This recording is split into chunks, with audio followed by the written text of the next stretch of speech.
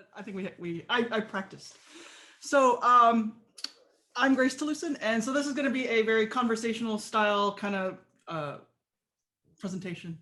But I own Kokushi Midwest Judo in Champaign, and we just started opening. I sort of got, all the kids were like sort of like acting out, so I just decided I'm vaccinated, so I'm going to throw you. So we started doing very light contact, and they're having fun now. So we've been doing no contact judo for a long time, and now they've seen sort of gotten back to throwing in the past like week or so, and so now if they want to throw, they have to act appropriately, and so that's the reward at the end. So I have about 15 students. I get new leads. Like in the last day, I've had like 7 leads already. People coming in asking about judo, kids wanting to start judo, adults wanting to start judo. So things are starting to look up for me. I'm pretty happy, but still we're continuing with no contact because I found out that building, doing all this no contact stuff is really building up the fundamentals, and people understand the mechanics of the throw, and then when they start throwing, then all of a sudden their body knows what to do. So we're continuing with that, and that's people are enjoying it. So anyways, a quick overview of what we're discussing today. We'll do a very quick review of last session. We're going to talk about finding a location, the ideal location for a judo dojo, what to look for in a lease, safety within the dojo, so things that you should be buying and actively thinking about for the business side of your academy, and then the judo part, talking about policies, waivers and releases, and then we'll briefly go over some curriculums and lesson plans, because you don't want to open your dojo and be scratching your head on what to teach them. And then again, we'll wrap up all 3 sessions, hopefully within a short amount of time. So today's presentation is about 14 slides and about 30 minutes roughly, and then question and answers. So last session, we talked about writing out your business plan. This is writing your goals for your dojo, exactly what you're going to do step by step. So strategic planning, what your overall vision is of the dojo, what your overall day-to-day operations are going to be like, your class structure, how you're going to divide your classes. We talked about what your why is. So how are you, like what you think your vision of judo is, and how are you going to present that to the public? Because a lot of people don't know what judo is. They're just looking for something for their kids to do, and they're looking for something fun to do, and they're just looking at everything, different sports, different martial arts, different activities. So you're competing with them. So you got to figure out how to be able to compete in that market, whatever market you choose, which is sports or martial arts. We talked about putting a price tag on your services, because you do have a lot of knowledge, and a lot of hard work goes into bringing a dojo from paper to brick and mortar. So you want to be, charging accordingly for that. And we also talked about, extending this, really exploring this mutual welfare and benefit. So if you're charging a lot of money, like, being actively competitive within the market, if, all the other dojos in your town are charging $150 a month, you should be actually charging that too. And if there are some people who say they don't need the money, or they don't think that judo should be that expensive, but I think you should be able to compete so that you're not outpricing, or you're not lowballing and like sort of like taking away from the value of judo. So we talked about, making scholarships available for kids who want to participate in a college program. You have all this extra money coming in, so you can donate to like a charity, like a food bank, and build this mutual welfare and benefit within the community, not just between student and teacher, but just start, growing the dojo and really putting the positivity out into the community. We also talked about search engine optimized websites. So when you log into a anytime you log onto your computer, you're either on Google, you're on Facebook, you're on Instagram, you're on Netflix, you're on Apple Store or something, one of those major websites.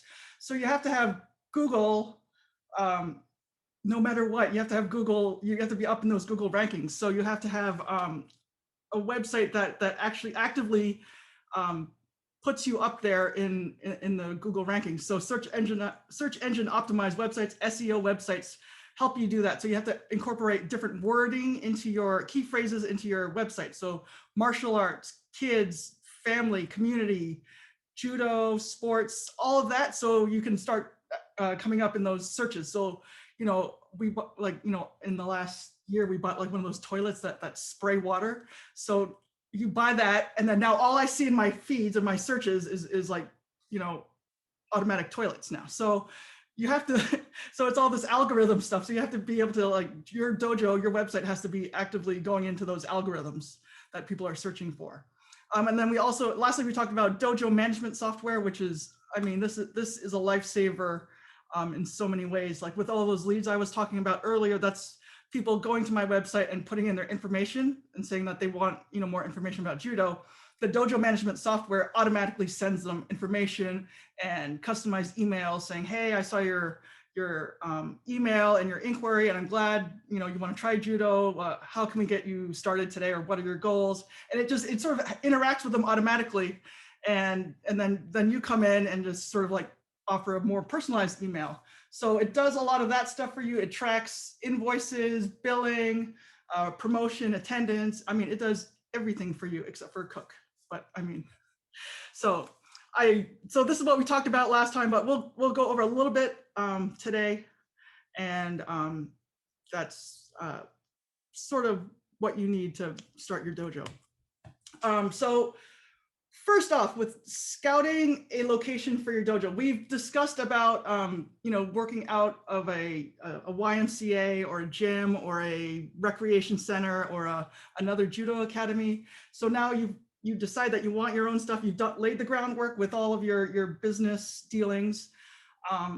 So now you want to look for places, actively look for places. So you find, you know, go on Zillow or realtor.com, and then you can start looking for commercial locations. So you want to find a nice part of town that, like, you know, families are, you know, around. You like school, like there's a school around that you can sort of like get kids from. It needs to be accessible by car and public transit. You should ideally have a parking lot and convenient locations like strip malls and you know, like little like business areas within a town. You want to look for a building with like a wide open space, and it has to be like sort of well ventilated and clean. And don't just go for the cheapest or the first place you see, because we looked at about 6 different places before we settled on what the dojo is now. The cheapest place that we found, which is like $5 a square foot, wound up being like, you know, standing water in it, and then there was like mold because there's like a movie theater right beside it. And so that would have been a lot of work to get, you know, that all cleaned up. So we didn't go for that. And then we looked at another place that was like very expensive, but that would have cost a lot to build out, because we had to tear down walls, and like, you know, it was like a massage parlor. So we didn't go for that place. But then we found another place. We looked at a couple of other places, but we looked at the final place we settled on was actually 2 spaces, and it wound up being like pretty reasonable. And so we just, you know, took out the wall in between and just built out from there. I do have pictures, but I didn't actually put it in the PowerPoint. I should have done that, just thinking about that. But anyways, we wound up it wound up costing a little more than the cheapest place, and then a lot less than the most expensive place, but I got exactly what I wanted. So and then the landlord turned out to be a really cool guy, and so he was willing to work with me on build outs and lease signing and things like that. And then we get back to signing the lease. So with this, you want to go over this with a lawyer. And I know a lot of the people here already have gone through this, but just for the recording's sake, you should go get a lawyer and have them go over it with a fine-tooth comb. And so make sure that you know what you're responsible for. Make sure you know when the rent is due, how you're gonna pay it, what happens if you don't make rent that 1 month. You need to know what your renewal options are if you decide you want to stay there, or maybe you want to, like, you know, build out some more and you know, get, if they have a bigger space that you could probably go into. Just make sure that everything's covered, and make sure that, you know, there's no hidden like kind of like clauses that you're unaware of, or like you're in violation of something and all of a sudden your lease is like you're kicked out. So just make sure that you know what you're getting into. So it's relatively easy. There's probably 2 or 3 versions of it you'll go through, and then you sign, and then you're all good to go after that. And then make sure that are they willing to work with you if a pandemic hits? So luckily, my landlord was kind enough to cut the rent in half, and so I was able to survive this the past 12 months. And of course, you just build a good relationship with your neighbors, and the usual stuff that that goes with signing a lease and renting any kind of space. So once you are signed and given the keys, now comes the sort of the fun part where you get to build out your dojo and design it from ground up. But I do want to stress that you want to have a very safe dojo. Make sure that you're responsible for the safety of everyone within the dojo, and make sure that you're responsible. You're responsible to ensure the safe practice of everyone within the dojo. So know what the hazards are, know what the any risk assessment is, and make sure you deal with it appropriately. So like wall coverings, and if you have pictures hanging on the wall, make sure that it's plexiglass as opposed to glass in case it falls and then there's broken glass everywhere. So you don't want, you want to make sure that, you have your butt covered. Make sure that yes, bye, see you later. That's my husband. He's going out wedding. If you have any make sure your mats are squared. When we bought our mats, like we had to reset them like 4 or 5 times, and I couldn't figure out why they weren't, there was always these big gaps within it, but I found out that you actually had to square up your dojo, square up the mats. Because if there's spaces within the mats, then, broken toes and kids tripping, and that's not fun. You also have to decide whether you're gonna have rollout mats or tatami mats. Tatami mats, again, you have to square them up. Rollout mats, they're very convenient, especially if you're in a gym and you have to pick up the mats every time. But tatami mats, I totally prefer. I'm sure a lot of people prefer that too, but they are difficult to pick up, and they're annoying to pick up and put down every time. But if you have a place where that they're there all the time, then I would recommend tatami mats. Make sure that your mat exceeds safety standards. So most of your business is going to be brand new students, and there's nothing worse than when someone takes their first fall on the mat and they have this awful experience of just hitting hard mat, and they're not that great at falling yet. So I recommend putting, like, if you can afford it, sprung mat, kind of like a gymnastics floor, or foam blocks. People, old school, you do use tires, but some places use that polyurethane cross-link underlayment system. But anything is better than just tatami mats on a concrete floor, because you want to present a really good experience for any new student, and because you want to keep that retention rate going. So with sprung mats, again, you want to be able to dissipate the impact of a judo fall. And the compression rate of the floor should be faster than the rebound rate. And if the rebound rate is the same as the compression rate, the floor system and the mats on top of the surface will only absorb a percentage of the impact. So a sprung floor, I had a guy from Austria, and he said it's like falling in a bouncy castle in a judo kind of way. So if you can afford it, go for sprung mat or foam blocks. But it's like heaven if you fall on it. And then if you can't get a sprung floor, a big advocate I am for crash pads.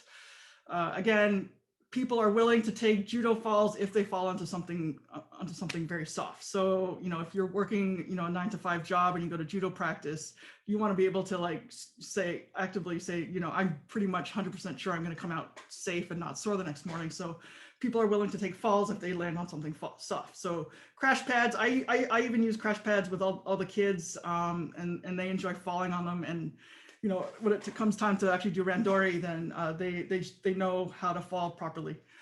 And again, safety has to be practiced by everyone. So that means, a lot of falling, a lot of practice of falling at every class.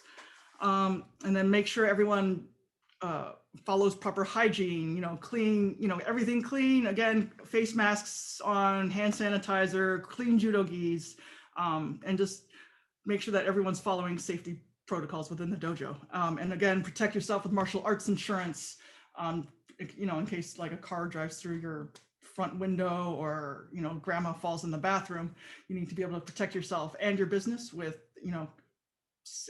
martial arts insurance. So safety, safety, safety. Make sure you have emergency phone numbers on hand. In my intake forms, of course, I have all these, like, everyone has to enter someone's emergency phone number. We have numbers for the closest hospital, ambulances, just exceed safety so that everyone can feel, is having a good practice. Things you should consider purchasing within a dojo for your business. So the judo side, of course, you need mats, wall mats, pillar mats, crash pads, flooring systems, uniforms, and belts, because kids come in, newbies come in, and you need to give them something or sell them a uniform, and then of course belts for promotions. And then all the crash pads and stuff, we can use them for obstacle courses, and it just makes all the training fun and lots of options for you to have, especially during now when there's like still solo training going on. Lots of training gear like agility ladders, cones, and training dummies, uchikomi bands, plyometric boxes for box jumps. We usually have a box jump contest, and kids love that because they're all trying to jump on that 30-inch box, and like little 5-year-olds can sort of do it, but we have contests, and it just makes all like if you just feel like don't feel like teaching one day, you can just pull all these things out and have different options. And again, I think other training gear like ashiwaza skimmers, like Neil Adams just put out these really cool skimmers for practicing your foot sweeps, and we do contests and musical ashiwaza skimmers. It's all fun and games at our dojo. So like lots of training, like lots of options with all these different things that you buy. And what else? For the business side. So this is a lot of things, just like your first apartment, there's like things that you don't realize that you have to buy for a business. So computers, iPads, toilet paper, garbage bags, things like that. But then, there are a couple other things that I found that were really great. We have a security camera within the dojo. We have two, run by Nest, and it's just sort of perched up in one of the corners, and it just records every class, and it keeps it on the cloud drive for about 30 days with our subscription plan. And if something happens, then you have you have a recording of it. So if like an accident happens, or you can actually record a clinic that when someone comes in, or if someone does a really cool technique, you can pull it off the drive and just like hand them the video. But I found that having a security cam has been really, really useful in the last year. Again, first aid kits. This isn't a total complete list, but it's like things that are you should buy. Cleaning supplies, of course, and sports timers are useful, water fountains are useful, things to make your dojo look really, really nice, and you're prepared for pretty much anything. What else? Policies and waivers. So this is the piece of paper that everyone signs when they come into the dojo, and within my dojo, you have to, if you're going to step on the mat, you have to sign a waiver, and that's how the insurance covers us. And the dojo management software that I use with Spark, they give you they have some recommended waivers, and we just customized it to whatever we needed. Have a lawyer go over it, or you can ask, if you have other friends who own dojos, you can ask for their waivers and see what they do. You can compare, and just be sure you're covering your butt, and make sure that things like how they're going to pay, the membership agreements, behavior within the dojo, COVID related policies are on my new waivers, and things that just protect you. Everyone has seen these anyways, and you sign them every time you go to a tournament or someone else's dojo. But just make sure you have these in order. Again, very, very important. And exceed safety. Assess all the risks within your dojo, and everything in your power to minimize those risks. But everyone signs this, and so this is what this is, I mean, it's, at first I thought it was like difficult to get, but you know, our dojo management software had everything for me and all set up and ready to go. Policies. We've been talking about these policies for the past 2 sessions, but now we're sort of gonna like really talk about it. You have to figure out how you're going to run your dojo and all the rules within your dojo. Like Roy was talking, where, you know, some people don't want to wear masks, and you know, you have to sort of like, you know, just deal with that. But you know, it's your, at the end of the day, it's your mat, your rules, and if, you know, if they're not going to follow your policies, then, you know, the door's over there. So, and even within the last couple weeks, I've talked with, you know, spoken with Sensei Eiko about different, you know, like situations that arise within the dojo. I have one kid now who doesn't, you know, they don't want to bow, and I know that was a big issue several years ago. But I mean, now it's just like, you know, I have to educate myself so I can educate them about what bowing is, because they don't want to bow because of religious reasons, and that's like sort of like the shaky ground that I'm on. But it's like, again, it's policies. You need, you know, you have to like figure out all these, you know, policies so that everyone, you know, your staff, your assistant coaches, they're all on the same page, and there's accountability, and everyone is held accountable for these policies. And it's important to have good policies so you can run a good, efficient, and effective business. Like policies that I have within my dojo, like, you know, I don't have parents aren't not allowed to coach. You know, I have, you know, some parents who are just sitting there telling their kids what to do. But, you know, if they're off to the side, you know, if they're coaching their kids at the other side of the mat, it's teaching the kids to listen to the parents and not me. So when the kids are on my mat, they're my kids, and, you know, parents have to keep their mouth shut or the door's over there.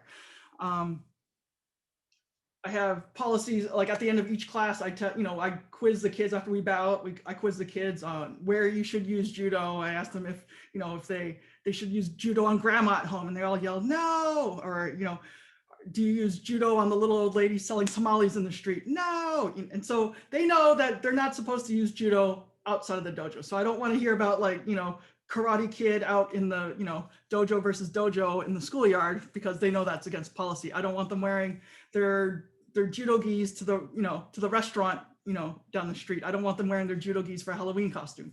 So they know the policies within my dojo, and they're expected to follow that at all times. And including the adults, they know, you know, it's not Fight Club at the Jiu-Jitsu club down the street. And I want, you know, kids and students to go out and represent my business within the community, and I don't want anything bad coming up against me from the community. So they all know that my policies are the law, and if they don't like them, go somewhere else. So I lay down the law, and that's my experience. And I know there are all these other experiences, but I find that it's, you know, I talk to a lot of people, and usually it's just my mat, my rules. And so I'm trying to abide by that, but new things come up all the time, and I just have to like confer with the other beings in the other dojo senseis, and I've been very grateful for that. Let's see, next slide. So once you have all this in place, Lorenzo posted this picture. I thought it was pretty funny. But once you have all your policies in place, you're sort of, you know, everything's all set up, your dojo's built up. Now you're gonna like design your programs and curriculums, and it's not just pulling the string and seeing what it lands on. So you have to figure out how you're going to, you know, run your classes. You're going to divide them up by age groups, experience levels, competitive, you know, classes, fitness classes, newaza, kata classes. Sky's the limit for this, but you know, you should develop a solid lesson plan for each technique you can, and what your specialties are. And I mean, and it'll make life a lot simpler. So it's tough. Like with kids classes, I sort of had this curriculum, and then I sort of like, after speaking with Roy, I sort of like threw a bit of it out the window, and we sort of restructured the class, and now it's a lot more fun. We do a lot of games that use judo movements or judo skills, and a lot of kids are like, you know, I think they're smiling, but I don't know, they have masks on, but I think they're smiling, they're having fun, they want to come back. So, and I'm having a lot more fun. I find myself not yelling and telling them, you know, bend your knees more, but it's just like, it's more fun with the kids, because as they grow, they'll want to come back and train with you and listen to you. So at the very low levels, I've decided that, I'd rather have the kids build good character and have fun. With the adults, we train a little bit harder. So again, lesson plans with beginner kids. We do warm-ups. We really do ukemis and judo movements. We talk about judo culture, and we do games that build skills, trust, friendship, confidence, leadership, and character. The kids are having, like I have a lot of my orange belts, they're teaching the white belts, or not necessarily teaching the white belts. We all circle up and I call on a child to come up, go in the middle and teach a technique, and they have to teach me the technique, and I usually see how good of a teacher they are. And so I'll have them, like the other day I had them teach me how to tie my belt, and I had it all wrong, and they had to sit there and correct me, and they were getting frustrated, but all the other kids were laughing. So it's a lot of fun doing this way, because now they want to come back and they want to, they're all excited to teach each other something, or teach the class, or teach me something. And that's how we're doing the lesson plans right now. We're doing doing that class where our skill for this week is timing the ashibarai really well. So we're using the judo skimmers that Neil Adams has out, and we're just kicking them around. They're doing races with these skimmers, and then now that we're allowed to touch, we're touching, but they're trying to time with their partner on how to get that movement in. With the advanced adults, I've done this lesson plan for a while. I guess you can screenshot this or write it down. But I find that I teach the technique, so perhaps we do osotogari. So the technique is osotogari. We warm up with calisthenic exercises to build up those muscle groups. So like hopping on one leg to the other end of the dojo, doing it in circles, swinging that leg back and forth, doing like hip stretches and things like that to build up that muscle group and stretch it out so no one really gets injured. Then I teach the basics of osotogari, right? So kazushi, sakure, kake, that kind of thing. And then we go into different variation, kumikata variations. So the regular lapel sleeve grip, we'll do the overhand sleeve grip, we'll do double lapel grip, we'll do double sleeve grip. The possibilities are endless. Well, not endless, but I mean, you can a lot of different options. And then we'll do different directions with the technique. So forward, backwards, sideways, circular, clockwise, counterclockwise, all these different directions. Combos into the throw and combos out of the throw. Transitions from tachiwaza to newaza. For osotogari, what are you going to throw? What are you going to transition to on the ground?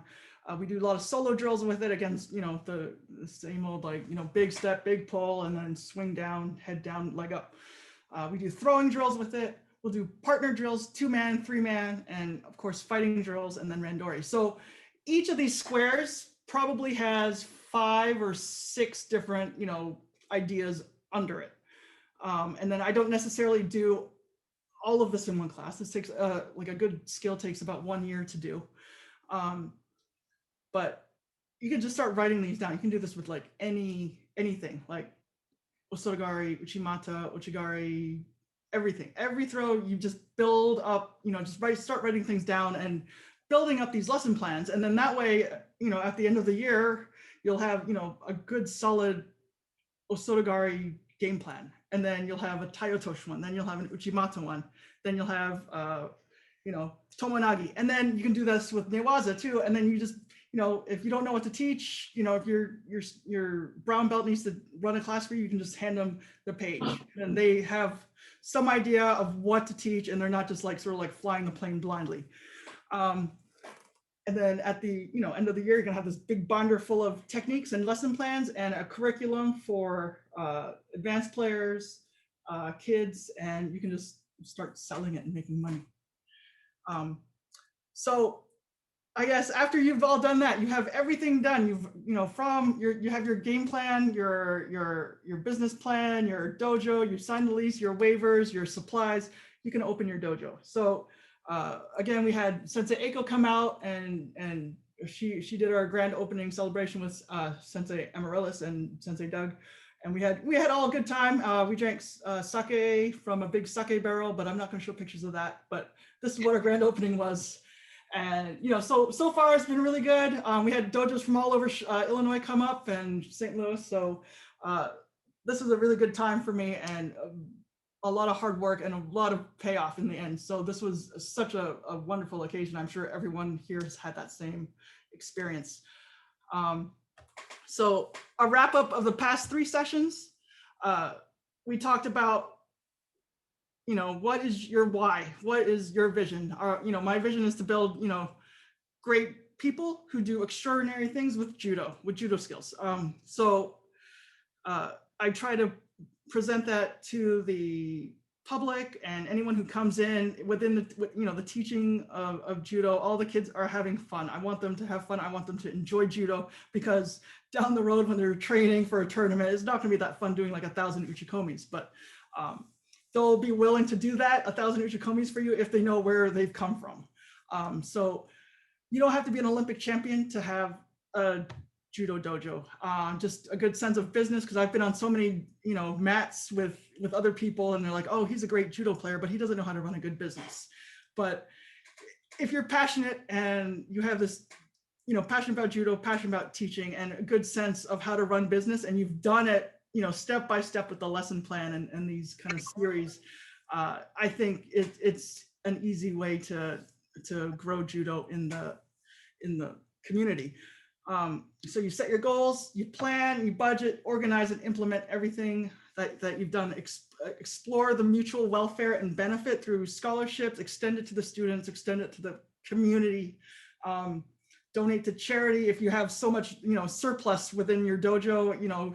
Help a kid go to camp, help a kid go to college, or go on that field trip that they can't really afford. You have don't just cheapen your prices because you think judo should be for free, but I think we should build it up and create a consistent level where everyone's benefiting from it. So charging $150 a month with and even the gymnastics academy down the street charges $150. Be able to take that piece of the pie. There's music schools and swimming lessons that also charge $150 a month. Be able to compete with that. So our parents don't have a problem paying for it if the quality is there. Exceed safety within your dojo and make it a pleasant experience for everyone. Again, with sprung mats, crash pads, practicing proper technique and ukemi so that everyone is safe. Use technology. Don't be afraid of it. With dojo management software, it's a little bit expensive, but again, you work that into your price. Search engine optimized website, again, it's a little expensive, but just work that into your price, because in the end, it'll make your dojo more professional, and you'll have, it just does everything for you, and you have leads coming in all the time, people interested in judo. You're always out there with social media, and everyone sees that you're having fun, and they want to be part of that, and they want to be part of a good community. So build that, and then just don't be afraid to charge and compete within the market. Protect your business with martial arts insurance, and judo is about protecting yourself, so protect your, no reason to not protect your business, because you never know what happens if, USJF insurance can only do so much for you. So, if someone comes in and, robs the place, or crashes the car, or there's a fire, or, a water pipe breaks and your mats get soaked, you need to be able to protect that. Risk management. Again, find out what all the, risks and hazards are within your dojo. Assess like the students, is that person really a danger in the dojo?